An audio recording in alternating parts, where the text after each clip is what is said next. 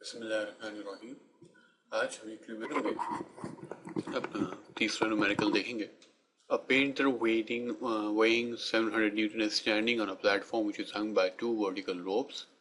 The weight of the platform is 200 Newton and is 3 meter length. What would be the tension in the rope if the painter is standing 1 meter from one end? आइए सबसे पहले जो हम इसके figure बना लेते हैं जिससे हमें बात समझ में आ सके कि ये प्रॉब्लम एक्चुअली है क्या। हम इसको प्लेटफॉर्म ले लेते हैं। लेट्स सपोज एक जहाँ पे हमारा ये पेंटर जो है खड़ा हुआ है और ये जो प्लेटफॉर्म है ये दो रोप से जो है लटका हुआ है। इस प्लेटफॉर्म पे हमारे पेंटर साहब जो है वो सब वो यहाँ खड़े हुए, टांगे बड़ी कर लेते हैं चलेंगे, ये हमारे पेंटर हो गए खड़े हुए। प्लेटफॉर्म का वेट जो है, वेट ऑफ द प्लेटफॉर्म ये 200 न्यूटन है और उसकी 3 मीटर लेंथ है, 3 मीटर की लेंथ है, इसकी 3 मीटर लेंथ है। वेट ऑफ प्लेटफॉर्म 200 न्यूटन है। पेंटर वेइंग 700 न्यूटन और ये हमारे पेंटर भाई हैं, इनका वेट बहुत ज्यादा है, ये 700 न्यूटन है, इसका weight 700 newton, weight 700 newton. What will be the tension in the rope if the painter is standing 1 meter from one end? तो ये जो पेंटर भाई हमारे खड़े हुए हैं, ठीक है, ये 1 मीटर है इसका। अब यहाँ पे हमारे पास जो है जो चीजें गिवन है वो वेट ऑफ प्लेटफॉर्म है जो 200 न्यूटन है, वेट ऑफ पेंटर को W2 ले लेता हूँ मैं, चलो इसको W1 ले लेते हैं, इसको हम W1 ले लेते हैं, ठीक है। वेट ऑफ द पेंटर जो 700 न्यूटन है। फर्स्ट कंडीशन ऑफ इक्विलिब्रियम क्या कहती है? फर्स्ट कंडीशन ऑफ इक्विलिब्रियम कहती है कि sum of all forces acting along x axis ये क्या होना चाहिए? 0 होना चाहिए, क्योंकि जो है पेंटर जो है इसमें प्लेटफॉर्म पे है और ये प्लेटफॉर्म मूव नहीं कर रहा है, इसका ये इक्विलिब्रियम कंडीशन। और हमारे पास जो ये टेंशन T1 जो है इस वायर की, टेंशन T2 इस वायर की मालूम करनी, T1 हमको मालूम करनी, T2 हमको मालूम करनी। तो हम देखते हैं कि हमारा फर्स्ट कंडीशन ऑफ इक्विलिब्रियम से टोटल y पे कितनी फोर्सेस लग रही है, y एक्सिस पे। अगर हम इसको देखें तो ये हमारे पास क्या बनता है, सम ऑफ ऑल फोर्सेस क्या है, T1 प्लस T2 और माइनस W1 माइनस W2, क्या ये होना चाहिए? ये 0 के बराबर होना चाहिए। ये माइनस वेट माइनस में क्यों लिया, सोचने की बात है। टेंशन क्योंकि टेंशन पॉजिटिव है, ये फोर्स क्या है, ये ऊपर की तरफ खींच रही है, और वेट क्या कर रहा है, नीचे की तरफ खींच रहा है। भाई वेक्टर क्वांटिटीज है, सही है, एक चीज सही है वो सही ना। तो इसी वजह से क्या है, ये बॉडी इक्विलिब्रियम है क्योंकि इनका सम ऑफ ऑल दिस क्या है, फोर्सेस क्या है, 0 आ रहा है, क्योंकि जितना वेट है उससे उससे बराबर टेंशन है, जब भी बॉडी जो है क्या है, इक्विलिब्रियम कंडीशन में।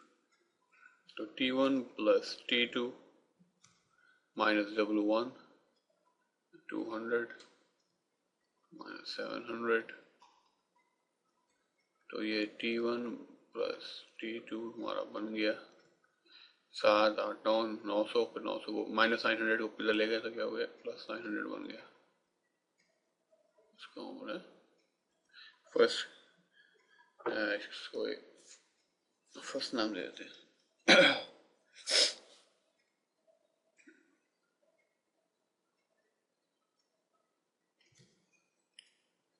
आइए हम अब सेकंड कंडीशन ऑफ इक्विलिब्रियम देखते हैं। अच्छा, एक्स एक्सिस पे कोई फोर्स नहीं, इसलिए इसलिए हमने इसको यहाँ पे अभी लिखांगे, ठीक है ना, उसका कोई फायदा नहीं है। उसकी टोटल फोर्सेस जो है वो आप क्या है, वाई एक्सिस पे लग रही है। यही वजह है कि हमने एक्स सम ऑफ जो सेकंड कंडीशन है, मतलब फर्स्ट कंडीशन ऑफ इक्विलिब्रियम है क्या, 0 के बराबर। तो यहाँ तो कोई फोर्सेस लग गई तो इसलिए हमने इसको भी कंसिडर नहीं किया। चले अब आइए देखते हैं कि सेकंड कंडीशन ऑफ इक्विलिब्रियम क्या कहती है। उससे पहले क्या कर लेते हैं हम, ये हमको पता चल गया कि एक पॉइंट ये है, एक पॉइंट ये है, पॉइंट ये है। लेट्स सपोज को मैं ए ले लेता हूँ, इस पॉइंट को बी ले लेता हूँ और मैं इस पॉइंट को सी ले लेता हूँ। तो हमारी सेकंड कंडीशन ऑफ इक्विलिब्रियम क्या कहती है? ये तो हमारी फर्स्ट कंडीशन होगी ना, फर्स्ट कंडीशन। सेकंड कंडीशन क्या कहती है? सेकंड कंडीशन ऑफ इक्विलिब्रियम कहती है कि जो टॉर्क है, टॉर्क जो है क्या है, जो है क्लॉकवाइज टॉर्क है, जो एंटी क्लॉकवाइज टॉर्क क्या है, वो क्या होना चाहिए, वो इक्वल होना चाहिए। सिंपल सी एग्जांपल अगर समझाने के लिए दोबारा से कि अव्वल तो ये हमारे पिछले लेक्चर्स में ये सब अच्छी तरह डिटेल तौर पर हम समझा चुके हैं, लेकिन फिर भी समझाने के लिए अगर हमारे पास यहाँ पे फॉर एग्जांपल एक बॉडी और ये उसका एक्सिस है ए बी एंड सी, और ये हमारे पास फोर्सेस लग रही है F1 एंड F2। तो ये जो टॉर्क पैदा हो रहा है, सही है ना, ये मोमेंट आर्म है इसका, मिसाल के तौर पर x है और इसका y है, ठीक है। तो F1 इंटू एक्स, ये जो टॉर्क है, फोर्स इंटू मोमेंट आर्म, और ये वाला टॉर्क जो डिफरेंट डायरेक्शन में, क्या ये हमेशा इक्वल होंगे। तो अगर मैं इस टॉर्क को मैं कहता, ये टॉ1 है और अगर मिला टॉ2 है, तो क्या अकॉर्डिंग टू इक्विलिब्रियम क्या होगा, ये किसके बराबर होगा। कहा है अपने न्यूमेरिकल की तरफ चले जाते हैं दोबारा। तो हमारा न्यूमेरिकल क्या कहता है, फोर्स इंटू मूवमेंट आर्म। तो मूवमेंट आर्म क्या है, BC, और फोर्स क्या लग रही है, फोर्स लग रही है 700। आइए अब देखते हैं कि जिस तरह अभी हमने पढ़ा कि सेकंड कंडीशन ऑफ इक्विलिब्रियम जो है वो, उसमें क्लॉकवाइज टॉर्क और एंटी क्लॉकवाइज टॉर्क इक्वल होते हैं। तो हम यहाँ पे देखते हैं कि एट पॉइंट बी क्या सिचुएशन है। At point B, sorry at point B नहीं, एट पॉइंट सी। तो टेंशन जो है ऊपर लग रही है फोर्स, ठीक है, एट पॉइंट सी। तो एट पॉइंट सी क्या हुआ, ये टॉर्क क्या हुआ, जो एंटी क्लॉकवाइज चल रहा है, क्या एंटी क्लॉकवाइज चला गया T2 इंटू मोमेंट आर्म जो है टोटल AC, क्योंकि टॉर्क क्या कहता है, फोर्स इंटू मोमेंट। तो पॉइंट सी जो अपवर्ड फोर्स जा रही है, एंटी क्लॉकवाइज जा रही है, T2 इंटू मोमेंट आर्म क्या है, AC, विच क्या है 3 मीटर है। अच्छा अब क्लॉकवाइज देखते हैं, क्लॉकवाइज टॉर्क जो है क्या हुआ, अब क्या यहाँ पे क्या है, दो फोर्सेस लग रही हैं। एक क्या है, ये प्लेटफॉर्म का वेट, प्लेटफॉर्म का वेट जो हमारे पास क्या है 200 न्यूटन है, और ये एक्ट कहाँ से कर रहा है, बिल्कुल वेट हमेशा बीच से करता है एक्ट। तो वो क्या है, तो टोटल 3 मीटर, तो हाफ क्या है 1.5 मीटर है।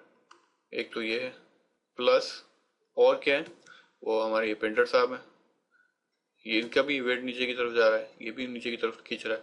तो वो क्या है, पेंटर साहब का वेट जो है वो हमारा है 700 न्यूटन, और इनका मूवमेंट आर्म क्या है, ये 1 मीटर है जो हमें गिवन है। तो 200 इंटू 1.5 ये 300 हो गया, प्लस 700 हो गया, जो इम्प्लाइज कि क्लॉकवाइज कितना हो गया, ये 1000 हो गया। तो condition, second condition of equilibrium क्या कहती है, anti clockwise is equal to clockwise, दोनों के टॉर्क क्या है, दोनों बराबर है। तो हमारी ये इक्वेशन क्या बन गई, इसको हम ऐसे लिख सकते हैं कि anti clockwise torque is equal to clockwise torque. तो एंटी क्लॉकवाइज क्या है, 2 इंटू 3 हो गया, और यहाँ पास 2 इंटू 3 हो गया, और ये हमारे पास 1000 हो गया, which implies 1000 डिवाइड बाय 3। तो ये हमारे पास हो गया 333.3 न्यूटन।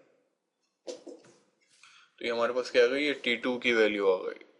अगर हम इस T2 की वैल्यू को T1 में अगर सब्स्टिट्यूट कर दें, क्या है T1, इक्वेशन 1 क्या है, क्या है T1 प्लस T2 क्या है, और 3 इज इक्वल टू 900।